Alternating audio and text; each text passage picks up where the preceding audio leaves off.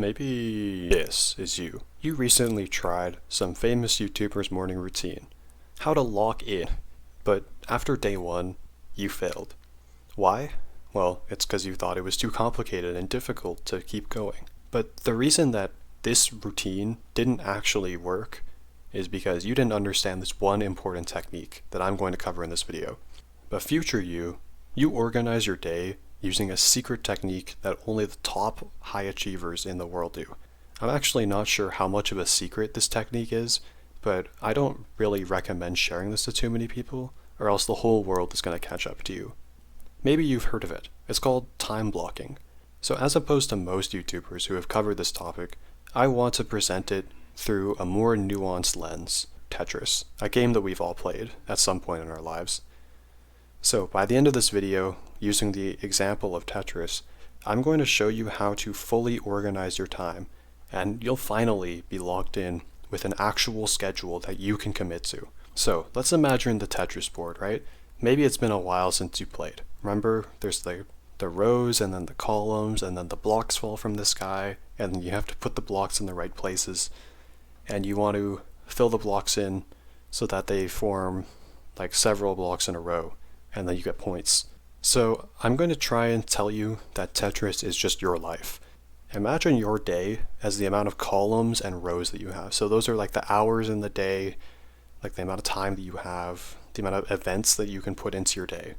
And then the blocks that come from the sky, things that take up your time.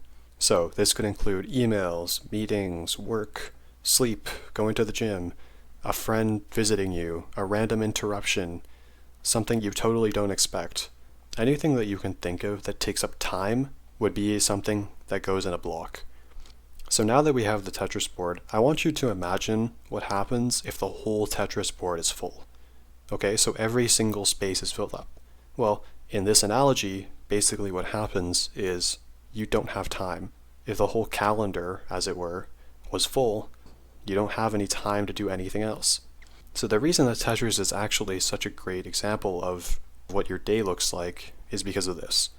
The blocks constantly fall in randomly. One of the things that makes our lives very unique is that the events that we do and the events that happen to us, some of them are completely uncontrollable, right? You don't actually know which blocks are going to fall in from where. Some of them might come from random sources. Some of them might be like a friend visiting you unexpectedly. You don't actually know what's going to happen. So what happens to a lot of people is panic, which creates a lot of messy stacks of blocks. So what this represents in real life is when you say yes to a bunch of things, you jump between a bunch of different tasks, and you waste a lot of time. Effectively, what time blocking is, this idea that I'm trying to teach you, in Tetris words, is strategic placement of the different ideas within your day. So, as the day's events come down from the sky unexpectedly, some of them expectedly, you have to realize where you're going to slot them in. Maybe you're committed to making a business. And so one of the things you have to do is work on the business, right? But if you just say, oh, tomorrow I'm going to work on the business, that's not specific enough, because what will happen is the business block will be falling down and then 5 other blocks will also be falling down. And then you also have to like put them in the right spot. They'll come down really quickly and you panic and you're not sure what to do. You don't know where to put the business block. So instead of saying, I'll just work on the business, what you should say is, I'll work on the business from 6 a.m. to 8 a.m. Exactly. You need to slot it in to the time that is going to be done. Be very specific. Say exactly what you're going to do and when you're going to do it. And then that is when you actually start to build the habit and the pattern and you know exactly what you're going to do. Whereas instead, what someone who is panicking might do is they would choose to respond to emails or do all these other unimportant things, put those at the bottom of the Tetris board, and then they'll put the business on top of that.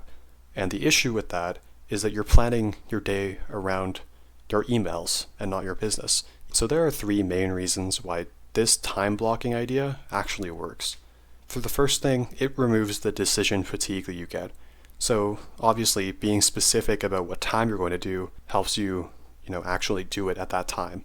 If you just say, I'm going to work on the business, you don't know what time you're going to work on the business.